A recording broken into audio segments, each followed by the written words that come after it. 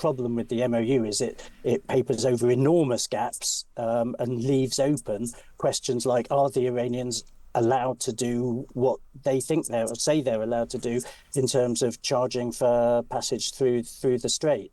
Well, let's get straight into this topic with Matthew Gould, former acting UK ambassador to Iran and then ambassador to Israel.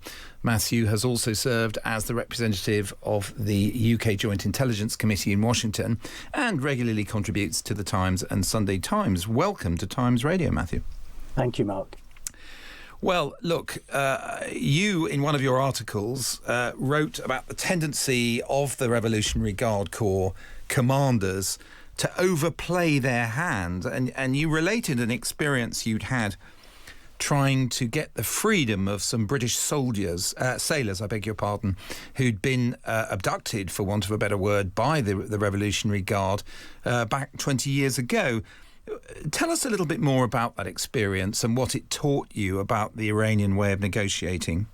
So it was in 2004, and it was the first of two episodes in which groups of British military personnel who were in boats on the Shuttle Arab got detained by the IRGC. So when this happened, I was sent down to the south of Iran and ended up in an IRGC guest house negotiating with the general who had commanded this operation. And it was a fascinating insight into the Iranian, and particularly the Iranian regime's negotiating approach, because what happened was we essentially made an agreement really quickly that the men should be released into my custody. And then over the next sort of 12 hours or so, while we were sat in the reception room of this guest house, the general, various lackeys of the general came in one by one to say, and just another thing, would you please sign a declaration? Will you please admit that the men were illegally in Iranian waters, and so on, till eventually it got to the point where I just said, enough. Actually, I was so tired after a night in a hotel without air conditioning and 50-degree heat, I just fell asleep. And at this point, the Iranian translator rang up the general, according to my translator, to say he's really serious. Let's stop with all the demands. And at that point, then the real negotiation stopped, and I was able then to have access to and take the men back home. But I mean, for the lesson of it is, you think you've done a deal, and then at a point in which we would think the deal was done, the Iranian side is only just getting started, and they will carry on pushing and pushing and pushing to improve the terms until you find a way to say definitively that's enough. Well, you bring us very neatly, Matthew, then to the situation today. The memorandum of understanding that was signed last month. I think the Iranians sensed that they could improve on that somewhat, which led them to attack various ships that weren't using their cleared lane through that waterway, the Strait of Hormuz, and then, triggered a new wave of this.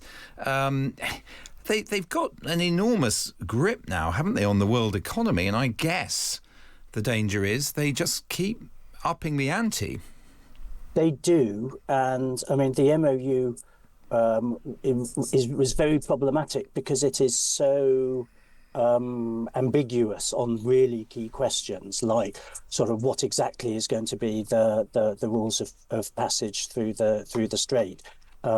Is Israel Lebanon included or not? What exactly is going to happen to the nuclear enriched material? I mean, most diplomatic agreements contain a measure of ambiguity in order to paper over some difficult cracks that can then be resolved. The problem with the MOU is it papers over enormous gaps and leaves open questions like, are the Iranians allowed to do what they think they're allowed to do in terms of charging for passage through the strait? So you're in this really difficult position where you've got an MOU. It doesn't actually tackle the key differences between the parties, and the Iranians are clearly just trying to ratchet up the pressure until until they think they'll be able to get what they want. But I think the last night's attacks by the US and, interestingly, the Saudi Air Force on Iranian proxies in Iraq show they may well have miscalculated. Yes, because the Saudis have also been responding to attacks from the Houthis in Yemen, haven't they?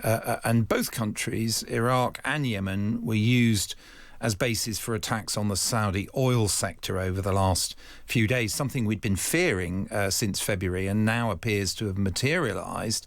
I mean, getting ceasefires and peace deals into place at any time, in Yemen in particular, is going to be quite a diplomatic challenge, isn't it? Or do you think that the Iranians, when the time is right, would tell them to stop?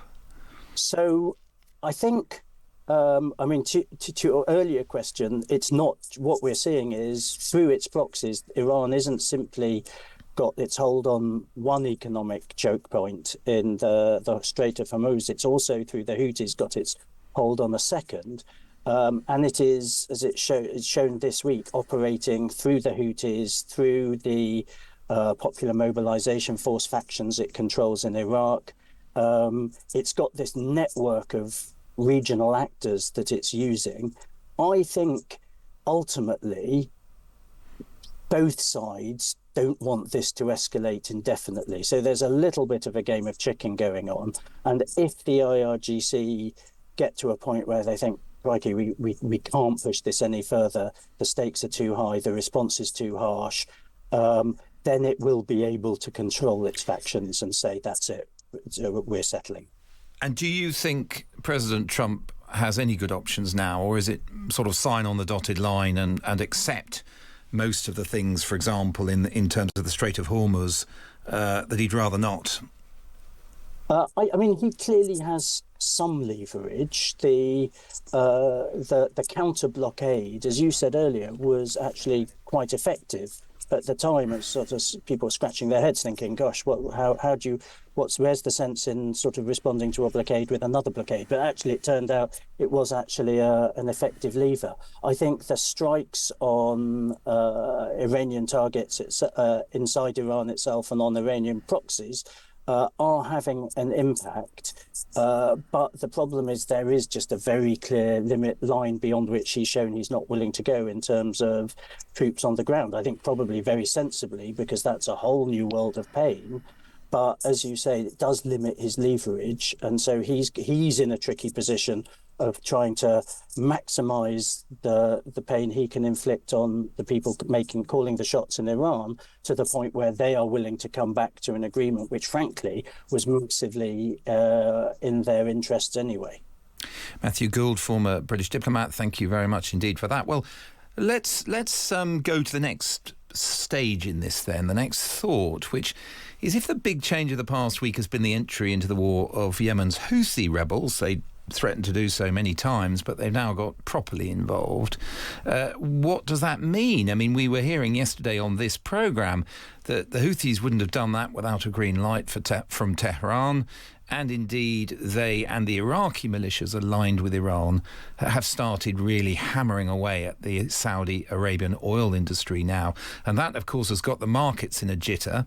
And as the Saudis retaliate by bombing Yemen and Iraq, could prompt some kind of prolonged regional war. Well, let's get a perspective from the Gulf itself. We can speak to Mehran Kamrava, a professor of government at Georgetown University, but located in the Emirate of Qatar. Thank you very much indeed for joining us, Mehran. Thank you, Mark. It's good to be here. Well, look, let's start off with this situation that's really gathered pace in the last few days, of Saudi Arabia in action, bombing Yemen, where, of course, they have a long history of military intervention, and now Iraq. Can these conflicts, do you think, simply be turned off when the US and Iran get closer to a resumed understanding, assuming they do? Or will events in Yemen and Iraq potentially take their own course and achieve their own momentum? have their own separate dynamics.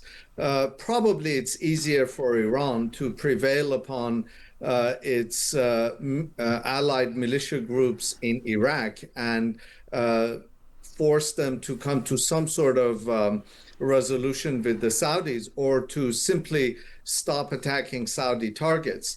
Yemen is slightly different. The situation there is more complicated. The Houthis have proven to be more independent agents. They have greater autonomy from Tehran, and they have their own grievances vis-a-vis Saudi Arabia.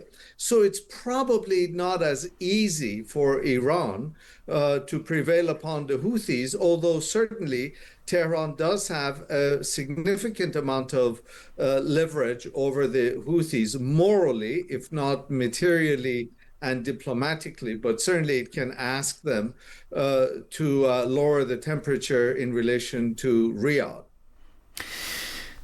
Right. Now, trying to make sense of this from afar, we have a very kind of uneven information picture, don't we? We see some things, for example, like the Americans bombing and claiming it and saying they're doing it. But during the last phase, the full phase of the war, for example, we learned afterwards that the Saudis had been bombing.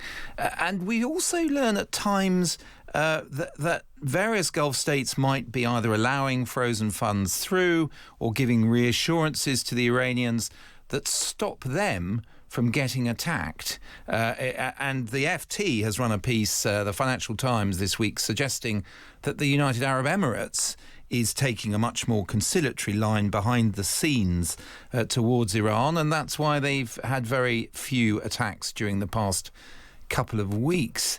So how hard is it to maintain a common front among those Gulf states, the Gulf leaders? Mark, I think you raise a very important point here, because what we have seen is that the Gulf Cooperation Council states have not been united in their approach towards Iran. As you just mentioned, the UAE, for example, has resumed flights in Iran, and so there are now flights and presumably trade, if not necessarily in previous levels, but certainly a significant amount of informal trade, nevertheless, is going on between Iran and the UAE. There are also, as you mentioned, persistent rumors that both the UAE and Qatar, where I'm based, have given Iran a certain amount of money not to be attacked, although about a month ago, Qatar was indeed attacked once again. The American base in Qatar was by the Iranians. And so what we've seen is a very divided stance coming from the GCC towards Iran, with Kuwait and Bahrain bearing the brunt of Iranian attacks. Saudi Arabia, as you mentioned, is now reported to have attacked Iran. So has previously the UAE, and in fact, according to the Wall Street Journal, Bahrain also. And so we don't really know exactly what's going on for the time being in terms of the relations between either side of the Persian Gulf. I mean, to be sympathetic, these Emirates can't change geography, can they? When America loses interest in this and there is some sort of effective ceasefire, they'll still be next door to Iran. And I wonder whether Iran, in a sense, sees opportunities here both to play divide and rule in the region and to be patient until the Americans lose patience and really get some substantial advantages from this whole conflict. It's a little bit of both. The Iranians have been known not only to overplay their hands, as your previous guest mentioned, but also to play the long game. They can afford to play the long game. And so they, in fact, think that they can outlast the United States in its presence in the Arabian Peninsula and in the larger Middle East. They are certain they can outlast Donald Trump.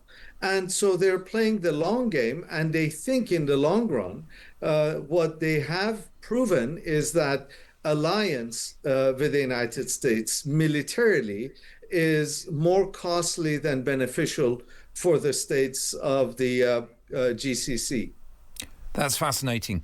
Thank you very much indeed, Professor Mehran Kamrava, for joining us from Qatar in the Gulf.